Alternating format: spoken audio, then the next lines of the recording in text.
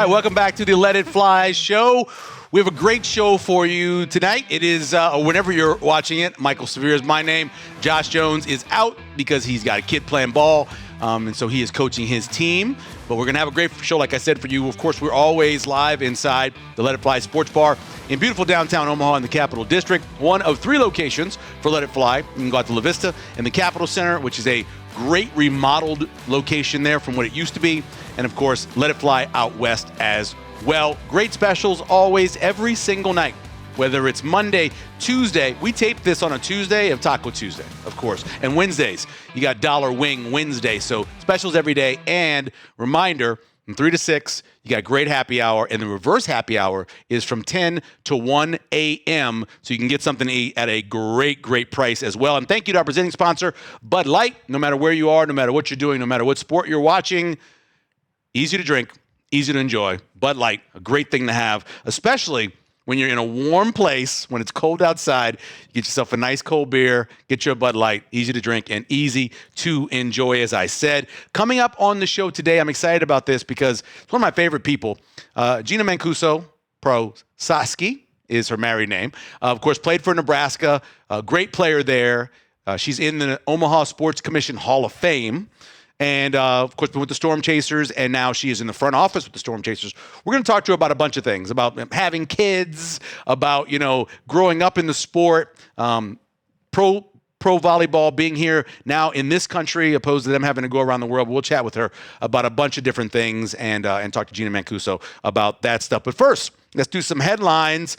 Nebraska basketball drops 2 in a row. Of course, we're taping this on a Tuesday night. It's going to drop on a Wednesday. Nebraska won't play until Saturday at Rutgers, but they're coming off a tough game against Illinois. It was one of those where, first of all, let me talk about the atmosphere.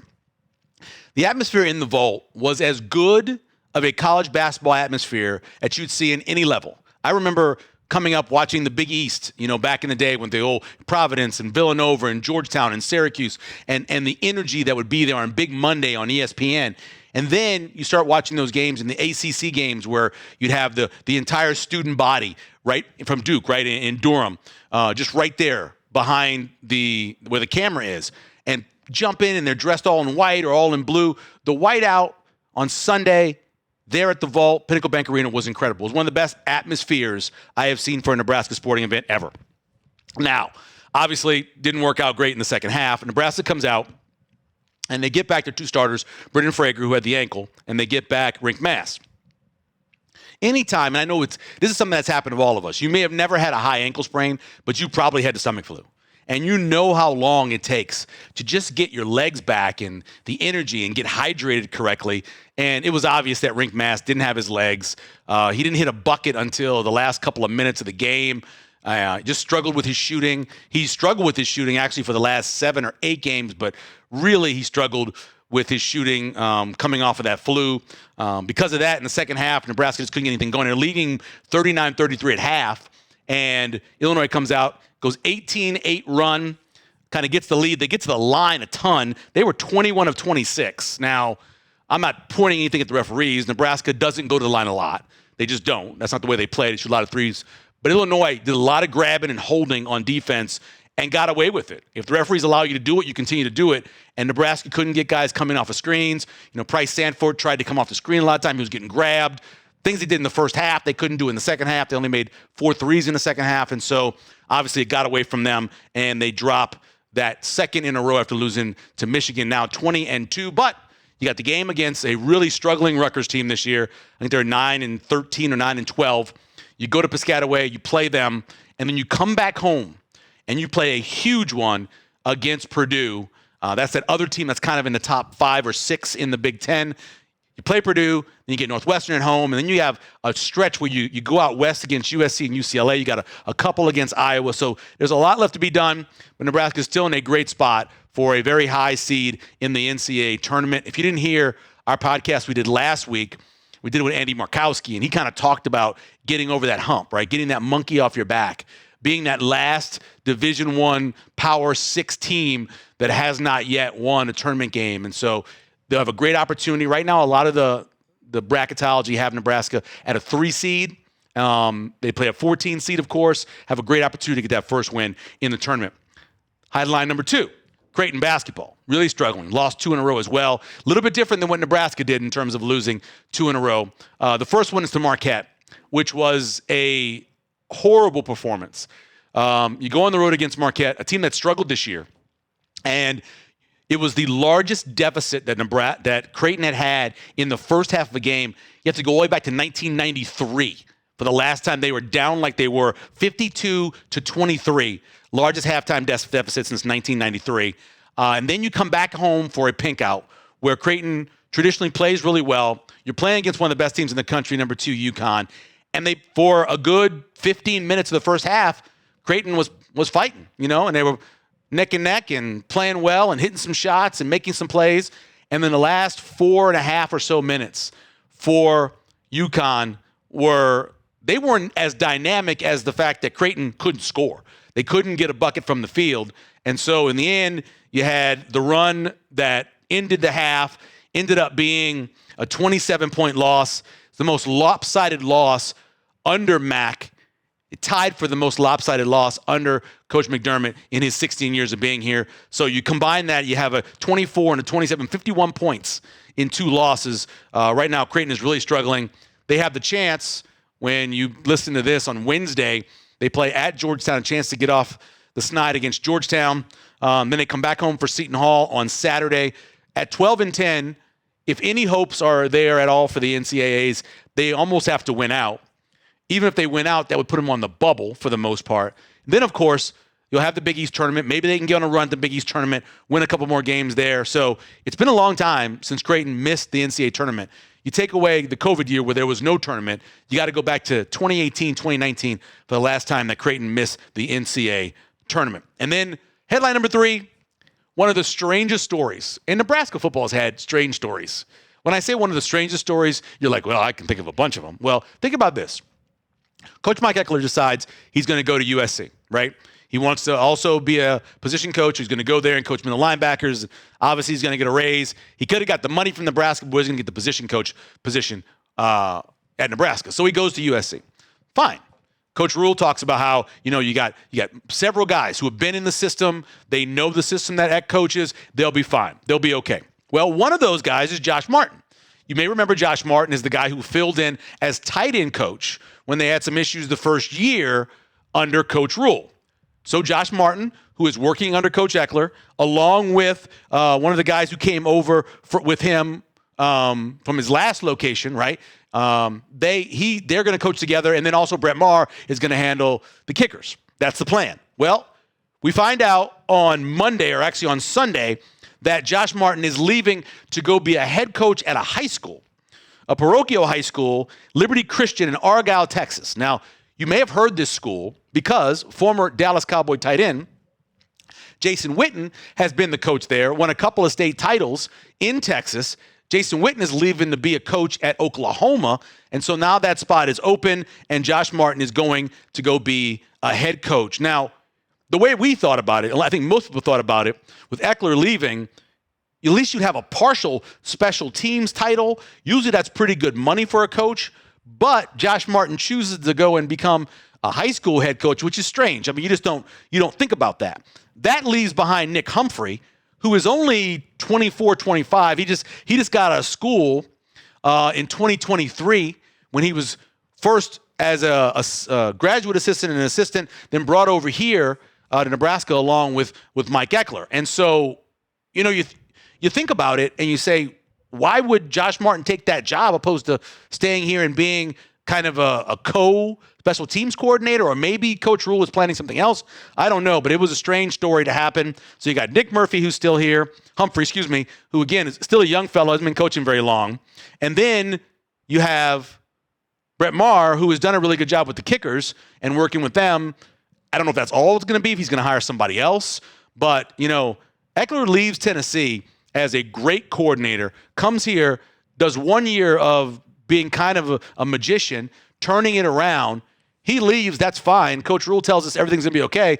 And then the guy you think is going to be one of the guys that helps leaves. So it's just a weird situation. It's a strange, crazy story. One of the many that's happened around Nebraska football over these last 20 years or so.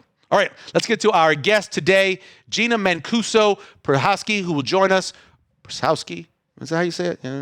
Prososki will join us. Of course, talk about a lot involving the Supernovas as well. When we come back here on the Let It Fly Show. All right, welcome back to the Let It Fly Show. We are joined by former Nebraska superstar, Omaha Supernovas player, member of the Omaha Sports Commission Hall of Fame, and now in the front office of the Supernovas, Gina Mancuso-Prososki. Nailed it. Yeah. You nailed it. We got all the way through that. That was a long intro. How are you doing? Doing so well, living life, feeling blessed all the time. The title that they have on here is that you are working for teams, corporate partnerships, and engagement. What does that mean? So I think the actual title is Director of Business Development. I kind of just do whatever they tell me, really. Oh, okay. But at the same time, it does have purpose. So it kind of depends on the time of the year. So before season, I was really focused on sponsorships, whether that was, gaining new ones or maintaining the relationships that we already have, kind of organizing a few things here and there. Now that season has began, I am doing interviews quite a bit now. So on social media, I have the pre-match interview and the post-match interview. And then also in the arena, I am up on the Jumbotron and I interview the player of the match. So that's what it kind of looks like right now. And then I'm sure once the season is over, my role will look different again. So it's really fun. I absolutely love the Supernova staff. Every single one of them I can compliment. Very, very professional, fun people to be around. What about there's that new guy though who used to coach, I think, at University of Nebraska. How's he working with? How's it working with the new general manager? Oddly, I have not interacted with him too much. Really? Okay. Which is good for him in the sense of he wanted to retire to spend more time with his grandkids. Right. And that is happening. So he is He's in Wyoming doing that. Correct. Right? Yeah. Yep. So he's only flown in, I think, twice now. But when I see him, it's great. We always joke. We laugh. He's, focused and he's very intentional with everything he does. Right. So it's been great. And I think for him, I've heard him say he really enjoys having his former players still a part of volleyball. Right. So I think it's a special treat for him to see me working in a volleyball role. Yeah. And it's, now that you're kind of pseudo media, the other media person is Lauren Cook. Do you have any kind of competition with Lauren on who's the better interviewer, who's the better in media? I'll give it to her. I got some ways to go to meet up with her standard. She does a great job. Yeah. And her major was communications. Oh, was it? Yeah, and so she's got a lot more experience and knowledge with it all. I'm kind of just thrown into the fire, and we'll see how it goes. Well, honestly, all you have to really do when John is talking is just sit there. Because John's going to fill all the dead air. He'll fill it all. Don't worry about it. Okay. I'll make note of that. That makes it a lot easier there. Okay. Let's talk a little bit about, since it's only in the third year for the league and for the team, I'm assuming that all ideas are kind of just on the table, right? So anything that maybe you guys can come up with for ideas of expanding the brand, getting it out there more to people, I'm sure that's kind of the thing. It is. And I think that's the fun part of being a startup is we're not in year 20 where everything is black and white and we have strict rules on here, here, and here. And it's right now we can kind of just be creative. We have freedom to do that and see what works, what we enjoy, what we don't enjoy. And so working with sponsors, that's part of the fun of my conversations with them is it might not be on a piece of paper that we have an idea, but let's talk and we can figure something out. So it is year 3. We have notes from years 1 and 2, and we're always trying to improve, but it is fun being a part of a startup. An inaugural season, back 2 years ago. And we're just trying to improve year after year. Gina Mancuso joining us here on the Let It Fly show. So what was the plan originally? So you start playing, and that was back in end of 2023 is when everything kind of started getting ready to go? Yes. So I was the first employee of the franchise, and my first event was the College World Series. So that was June of 2023. So you start that. Obviously, you're going to play. Was your plan to play for a short period of time and then go to front office, or was it the baby that changed your plan? Or how did it change in terms of what you were planning on doing? My plan was to play for at least a year and enjoy it to the fullest. Yeah. Like to be a part of my hometown, Right. To play in front of the Nebraska crowd again. I was just set on that. Like, I can't wait to do this. This will be the most amazing experience ever.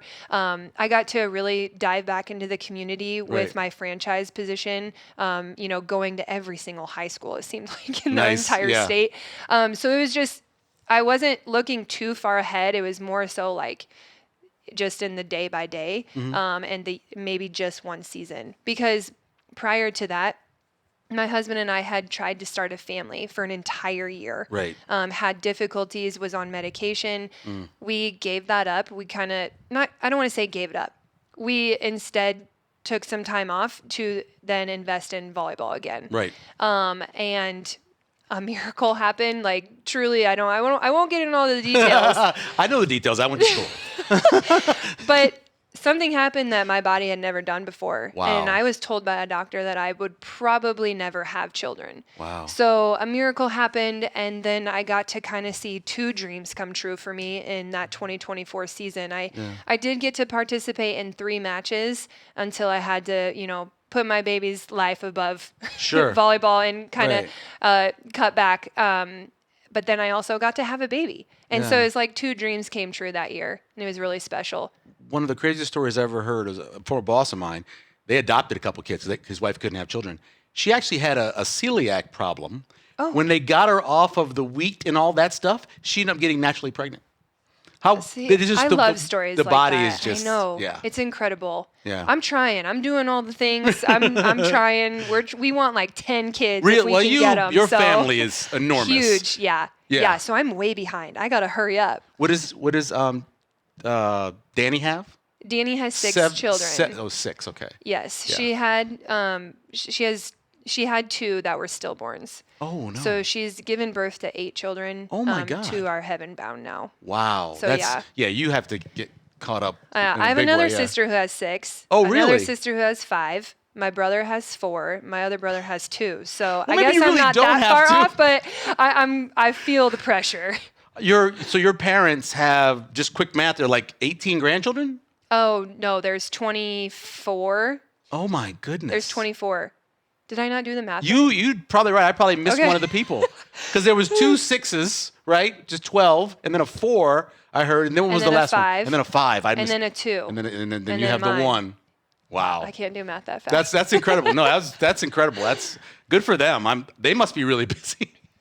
Always. Yeah. But we still get together every single Sunday for dinner at my parents' house. There's about 41 people every single Sunday at my parents' house. Does your mom cook all that? She is responsible. I shouldn't say it like that, but they take on the main dish, and then us kids bring all the sides. Yeah. But it's a really awesome tradition that I'm so thankful that amazing. we commit to it, right? Because family is everything for us, and so just like the intentionality of meeting and investing in each other's lives every single weekend, highly recommend. And that's just one side of the Mancusos, because there's a whole like I was with Mike and Bob at the Lawn and Garden show. Oh, yeah. That's a whole nother set of yes, folks. It is. Right? Yeah. Yes, it is. So many, I can't even tell you exactly the family tree because there's so many. But yes, we are related. It's definitely a redwood tree. It's giant. Huge. Gina Mancuso joining us here. Let's talk a little bit about you, because you mentioned this, being able to play at home. And you played all over the world. Mm-hmm. And young women like you have been doing that for 60 years or however long women have been playing volleyball. How does it feel for you to be able to now give that opportunity, or help give that opportunity to people to stay in the States and play? It's everything. The girls growing up will never know the struggle of being overseas, and that's okay. I mean, that's great. I think a lot of us who have experienced overseas would be like, you don't want to, even though I think all of us would say we're grateful for that. I mean, a lot of life lessons and a lot of growth personally when you're overseas in an environment you have no idea what the language, how to drive, all these things, right? You just figure it out. Mm-hmm. So there are blessings to that, but it just doesn't compare to the blessing of playing at home. Mm-hmm. And I'm not just specifically talking about me in Omaha, but like to be on U.S. soil, to represent a state versus a city you probably can't even pronounce in a foreign country. Yeah. So it is so exciting for me to look at this younger generation and, maybe some college athletes that I know and be like, you get to play professionally here in the United States. You don't have to pack up your whole entire life and leave for 9 months. So I'm so happy that I get to see that happen. Yeah. I will tell you, we're paying to go to Puerto Rico for a vacation. You got to go there and play, right? You're Poland, gonna Germany, Azerbaijan. Good. Pronounced it right. You pretty much been everywhere. Indonesia. Really? What was the most fun place? Puerto Rico. I had to be. Yeah. Yeah. It's a paradise down there. You're gonna love it. It's like a paid vacation. I had the best time there. The volleyball was fun. It was entertaining. The girls and the lifestyle down there is just, it's island life. So it's very relaxing. It's fun. So definitely hands down Puerto Rico. And then probably the funnest I had playing though was Germany. Really? Yeah. Germany's league was it was like a growth year for me. I got to really kind of, I guess, simply put, grow as a player and focus on certain skills and learn from other players. And the speed of the game is very fast there. And I really like that because I'm not like, some 6'7" outside who can just hammer a high ball. Like my strength is more speed and beating the block. So that's why I loved Germany. How difficult is it to adjust? Because from what I understand, so some of those leagues have more substitutions and they have some other rules that are different than playing in college here. How was that adjustment for you? Well, pro versus college is very different. So college has a lot of subs. Right. I think it's 16. And so that allows rallies to be extended longer because you get the ability to sub in defensive specialists, and therefore the rallies last longer because there's more defense. In pro and international, it's only 6. Wow. Now for the MLV, it's 8. Don't ask me why there's a difference. Yeah. I wasn't a part of that meeting, but so in international, it's very rare to use any type of subs. And so, yes, the rallies can still last, but now you have maybe an opposite who has to play in the back row that didn't play back row in college. So it is an adjustment, I think, for many college players going to professional, but with all things, it just takes time and reps, and everyone usually grows into it and adjusts. So if you're a weak server, they can just avoid you. They can take you out and sub you out and then put somebody else that can serve well, and then they come in college? In college with all those subs. Yeah, and they probably wouldn't be sweating at the end of the set, when they're like, oh, we only have one sub left. They probably still have 10 left. 20 left. Okay. So yeah, that makes sense. Yeah. Yeah. Talk to me about your podcast that you have. Oh, with Dr. goodness. Nick and Nick. It is called the Major League Minute. Right. And my husband has all things professional volleyball. Yes. So my husband started a podcast with his cousins back in July. So we had a little studio in our house, and my father-in-law and mother-in-law, it was maybe in November, they were like, hey, you got this space down there and we love volleyball. Why don't we talk about it? And that's kind of how the idea happened. So we cover all things Major League. We do touch on some love volleyball aspects. We do like to compare and contrast, but our main focus is Major League. Yeah. And we try and have fun with it. I think Nick, my father-in-law, does a great job. I think he was born to be a podcaster or radio, whatever. He's so good at speaking and keeping things interesting. So, we're just going week by week. I think what we like the most is having guests on. So thankfully, with all my connections, we're going to line up a lot of the players from the MLV and host them. So I think that's going to be like our specialty. Yeah. You brought up love. Is there like a competition or like, what is the feeling of the two leagues to each other, you would say? Because the people. I know you know the people over there because you played with some of them. You know them from years past. What's that like for you guys? Yeah, I do have a couple of friends who play in love. Maddie Banks is one of them, formerly Maddie Kubik. And it's really odd to me. It's a great question that you ask because it seems like there's an unspoken competition, but don't know why. Yeah. I don't, and I've personally have never been a part of those conversations, but yet Sure. I hear things and I'm like, Right. I don't know what is what. But it just, with Maddie and I, we don't make it that way. It's just, we want to bring support to each other because it's professional volleyball in the United States. Why Right. would we try and tear this down? Right. Which I'm not saying there are people out there who are trying to intentionally do that. I just wish more of the conversations would be like, yay, like Right, women's right. sports, like women's Yeah. volleyball in the United States. This is amazing. Yeah. People don't realize, like, I was born in 1969. So that's the year of Title IX. It's Oh, not yeah. that long ago that women weren't allowed to play or couldn't play. And now you have these two amazing. On Saturday night, one of the guys told me that works for ticket sales, there was something like 20,000 seats sold between the two games, between you guys and them in the same night. That shows you that there's an audience for this sport at this level. I actually just talked about that today because, a merger is always a conversation. Like everybody's always like, is this going to happen one day? Right. We don't know. But I was thinking if it did and Omaha had one team, think of the insane potential it would have It'd be a hard ticket to get. Yes. It would be like the new Husker volleyball. It would be. It's like, play a couple different games down at the stadium. yeah. Not during this time of year, obviously. Yeah, exactly, though. That would be fun. Yeah. So yeah, we just want to support one another and Yeah. just do whatever we can to really unite and just promote women's professional volleyball. Yeah. Gina Mancuso-Prososki is joining us here on the Let It Fly show. So you guys you lost Coach Bird, who was full of energy, who was one of the happiest people that I've ever met. She never seemed like she wasn't. Well, you miss having her around because she certainly seemed like she brought a lot of energy and life to the program. I do, and you were spot on. Bird has the best personality. Yeah. I mean, maybe I've seen her angry a little bit because that Right. comes with coaching, Right. but she is always just on. She's always intentional. She's always bright. She's positive, all the things. Just love being around her. I do miss her and Thomas all the time, and Steven. I'm not coaching at all this year, so Right. I'm away from the gym. So I miss that aspect as well. But we do miss Bird having around. She just was I couldn't fill in with like 100 different adjectives. Right.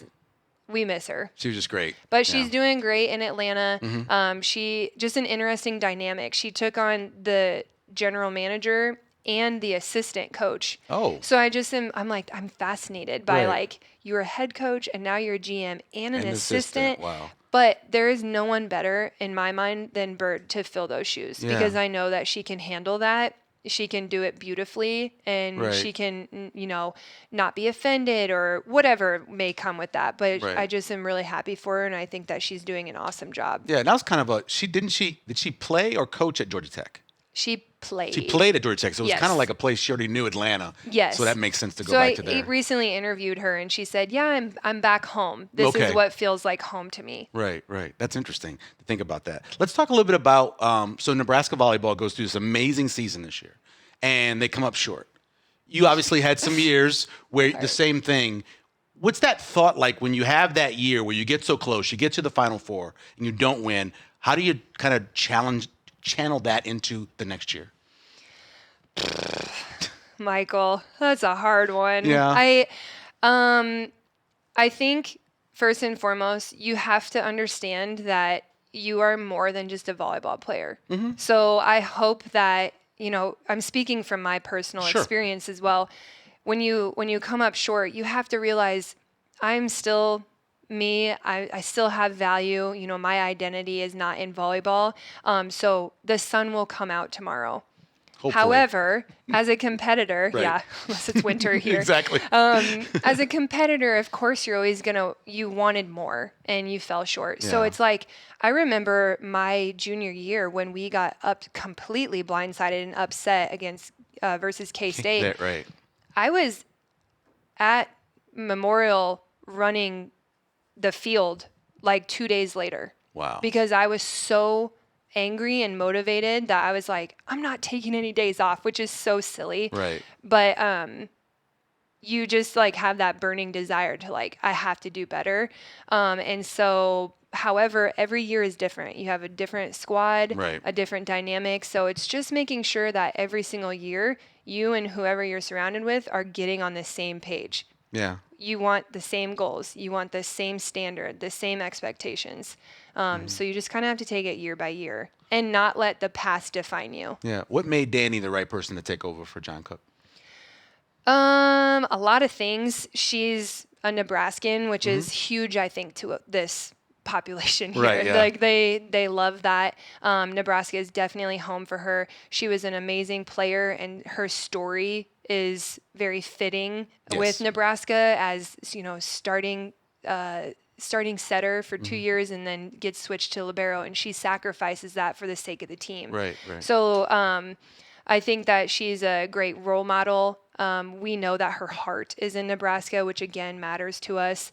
And then you just see how she turned the program of Louisville around. Yep. And so you know that she also has expertise. She has knowledge. She knows what she's doing, which of course is a positive thing. That's what you want in a coach. Yeah. I also think that she can handle the pressure. There's It's a ton. I'm assuming, Yeah. but when Coach Cook was going to leave, there was a ton of pressure, whoever was going to fill the role. Sure. And she's done it. She's handled it beautifully. Let's talk about in-state. Obviously, you're from Papillion, and I worked down there for a while and covered Papillion South and how good they were over those years. What do you think it is about the state that produces so many quality volleyball players that are filling teams all around the country? That is fact. I mean, the volleyball recruits that are from Nebraska the number's always so high. Yeah. You see so many players going D1, and just and whether they don't go D1, they still have really successful careers. Right. And so I think it's just a testament to how much this state loves volleyball. Sure. Which then, therefore, you have a lot of great coaches here. Yeah. You have a lot of great coaches here because they invest in volleyball, because we love volleyball. We eat, breathe, sleep volleyball. Right. And so I think it's a huge testament to just like this state's passion for volleyball, that it then trickles down into a coach, which then helps the players become, these elite athletes. Yeah, that's what Coach Bernthal Booth always says. She goes, not only are they channeling, but you're talking about former great coaches that are going back and coaching or training or doing something to help out with the youth volleyball. Yes. If you have somebody who's already done it before, it's obviously can help make you better. Absolutely. Yeah, that's interesting. You were the first Nebraskan to win Gatorade National Player of the Year in 2008. That's a crazy stat. That's crazy to think about. You're the first one to do that. What do you remember most about that 2008 year, that year? I was like, I think completely in shock. Like I think I blacked out. I was like, what? What? Like I Right. still didn't grasp it. And then here I am at the ESPYs. And Oh, I'm like, wow. I don't know what I'm doing here. Like these other athletes, I'm like standing next to Michael Phelps and all these things. I'm like, I don't Wow. belong here. But it really was it was a huge honor. I mean, you're awarded that not just from like your physical success and your athletic success. They really look at like your personality and your character and like how you give back to the community. So I give a lot of credit to my parents, because I think I am who I am because that's how they raised me and that's how they kind of molded me. I didn't know I was intentionally giving back to the community or helping others. It's just kind of how my parents raised me. It was Right. something natural for me. So I like to give them credit whenever this topic comes up of me Right. getting awarded this, because it's, I'm only 17 years old, very young, still don't Sure. really know who you are. But my parents made me who I was. Yeah. And so I like to credit them a lot. You know where you belong? Where you are. So wherever There you you go. belong is where you are. Well, there if you're you in a go. bad spot, that's where that's where you belong. If you're in a really good spot, that's where you belong. That's true. There's no doubt So about true. that. Tell us about this Supernova team and what are your thoughts about how this season is going to go? Okay. Very different, Mm-hmm. because I think we've experienced not as much success as the former 2 years. Mm-hmm. However, I don't have any like warning flags. I'm like, okay, it's better now than later. We're figuring things out. And a lot of the times you need to go through struggles to figure out what you want, Oh, yeah. how to get better, how to improve. And so that's what I really think is happening, that they haven't quite figured out like their team chemistry and how their strengths can help each other. But I see it happening. I see the turnaround happening. And so I think that's the exact trajectory. Wow. Just leave that one alone. Okay. That's the right path That's we the want right to path, take. exactly. Yes. And so I am excited to see what's ahead. I love that they're fighting through every single point. Even if it doesn't end up with a win, they're fighting. And I think the best part of all is I know how hard they work at practices. So I know that, they come in and they're devoted. They're committed to the training. They don't take days off. And so I can put my trust in that, knowing that it will pay off later. I'm always fascinated how people find each other. Was your husband an athlete? Where'd you guys meet in college, or where'd you guys meet? He played baseball with my cousin. And so okay. This is like in high school? Okay. Let me start over. Right. His dad and mom were the first people to teach me how to play sand volleyball. Really? Yes. Okay. I was 12 years old. Masen was 5. So he's a little bit younger than me. Yeah, wow. Okay. Never saw him again. They moved to Texas.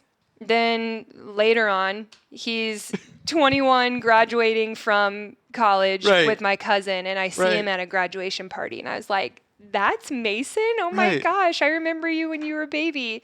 Like, I know. You're like Padme and Anakin. Do you start? My husband would love that That reference. is so true. It's about the same age difference. Loves Star and then Wars. you didn't see him again until after he was like, you're like, ooh, Annie's grown up. It's true. It's true. Wow. So, yes, I met him in the summer of 2019. And then we got married in September of 21. That's awesome. Yeah. He's more athletic than I am. Oh, really? He's unbelievably athletic. He will hate that I'm saying this publicly, but he's like maybe 5'10". Yeah, I've seen the pictures next to each other. I've seen that. You got to wear your flats. Yes. Got to wear your or flats. I always try and step down, like if there's a step. Anyway, he'll get so mad. But he has like a 40-inch vert. Seriously? He can jump so high. Wow. So incredibly high. And then he's really fast. So he got a lot of steals in baseball. Don't ask me as far as stats. I won't be able to tell you. But where did he play? He was at Southeast Community College for 2 years. Then he went to University of Louisiana Monroe. Oh, Monroe. Yes. I worked there. What? I worked there for 2 years, yeah. No way. In the Arklamish, yes, at Region 10 News. I'm sorry, what's the Arklamish? Arkansas, Louisiana, Mississippi. Oh. Arklamish. Nice. That's our little area there. Oh, very cool. Northeast Louisiana. That's what it was called Fun when fact. I was there. It was still Northeast Louisiana Indians. Okay. That's how long ago that was. And then, of course, Louisiana Monroe, now the Warhawks. Yes. Yeah. So he was there for just a year and felt like he was really called to come home. So then he played at UNO. Thankfully, he got a scholarship and an offer to return there and come back home. And he says that was the Lord, because that's what kind of led us together. Yeah. So I like to believe that. Fun fact about Monroe, they have a great water skiing team. He's never mentioned it. There's a Ouachita River, and there's a lake that comes off it, which is right behind campus. And so they have this amazing water skiing team there that competes at a Aren't there national like level. gators down there? No, it's north. This is North Louisiana. Okay. It's not the swamps. Okay, good. This is North Louisiana. I would be scared in any body of water down there. So that's what I was saying. So you got southern, eastern Arkansas, northeast Louisiana, and then south or kind of northwest Mississippi. Okay. That's our little area up there. Really, all he said was how many cramps he would get because of the humidity. Because of the humidity. Yeah. Yeah. Like his socks would be drenched. You got the wicking socks. One time he opened the car door and just fell out because his legs started cramping so bad. That's all I remember he's saying about Louisiana. Wow. Yeah. That's cool. That's awesome. Yeah. So when are you going to start the setting stuff with Charlotte? When do you start her on the court playing? When do you start her in like the little mini courts? We put a ball like this and we say, smack it. And she'll go, She hits it? Yeah. Yeah. So we're already in training. Yeah. And she just learned how to jump. Really? She's only 19 months old. Well, she's got a dad as a 40-inch vertical. Actual air between her feet and the ground. It's not just like like this. Like she actually gets air between her feet and the ground. So we're so proud of her. I have a friend named Devin Stevens who has several kids, and each one of his kids, he put them through combines as they got each year, like 2, 3, 4, and had them doing verticals and long jumps. And did it work out? Are they all athletes now? Well, they all play. I know that his boy is actually a tennis player I now. love tennis. Yeah, I did too growing up. But yeah, they all, just to do it, thought it'd be kind of fun to kind of measure. Instead of just having them stand up against a wall and measure the height, you're measuring everything else. I love that. Yeah. We might steal that idea. It's not a bad idea. I will tell you, the first person I ever heard do that, though, was Carol Frost and Scott Frost's parents. So maybe it's not the best thing to do.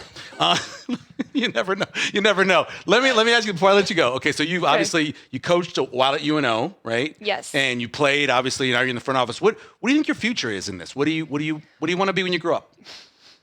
Don't we all ask that still to this day? Still today, yes.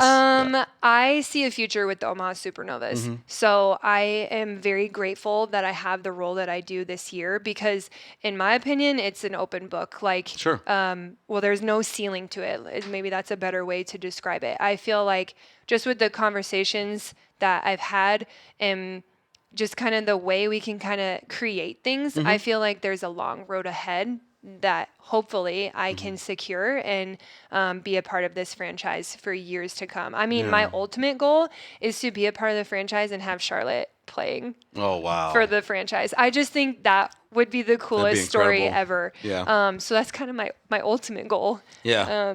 But I guess we'll see. I think we're just taking it year by year, but I want to be a part of the Omaha Supernovas. Yeah. And there's growth. I mean, obviously, John's already retired, so he could be. Is Diane still there?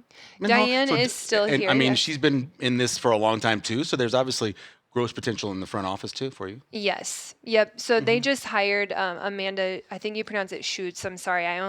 This is so bad. Amanda Gates. She was a former Nebraska player as well. She played with my sister, Danny. Okay. And then we just have a lot of mutual friends because we're both players, but she is the president in waiting. Oh, okay. Yes. All so right.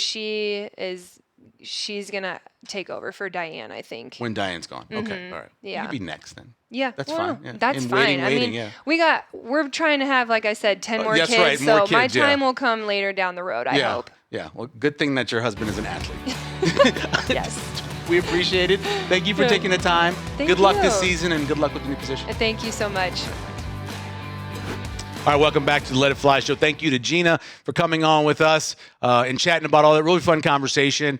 What an amazing story where they were trying to have a kid, wasn't working out. They said, let's just take a break, go play some volleyball. She takes the gig here with the Supernovas, and then boom, she's pregnant. My wife and I, we didn't expect to have kids either, and just next thing you know, she's pregnant. And so good for them. And hopefully, I don't know if she really wants the 10 she talks about, but hopefully she can catch up with the siblings and at least get 5 or 6, to catch up with them, and kind of been easy, even with her that. Also, I want to thank you to our guy running the board, Caleb, as well. Mike Allen, who is our executive producer, and the whole video team over at Stable Gray for putting this together each week. We'll be back next week. I think we're going to tape on a Wednesday next week. That way we can make sure that Josh is here and get caught up with him as well. And we're going to have a really weird week next week because you're coming off of a signing day that no one's really talking about for Nebraska football, which is on the Wednesday of this week. Then, in just 2 weeks, you're starting spring ball earlier than you ever started spring ball before. So we'll have conversation about that as well. We'll have a really good show for you next week. Want to thanks again to Bud Light for making things easy to drink and easy to enjoy. No matter where you are, no matter what sport you're watching, have yourself a Bud Light and enjoy that. Thanks for hanging out on the Let It Fly show. Again, whether you're here in the Capital District or you're out in La Vista or you're out west with Let It Fly West, it is a great place to watch sports, eat great food, and have an elevated sports bar experience. Again, thanks for joining us this week. We'll see you again next week on Let It Fly Show.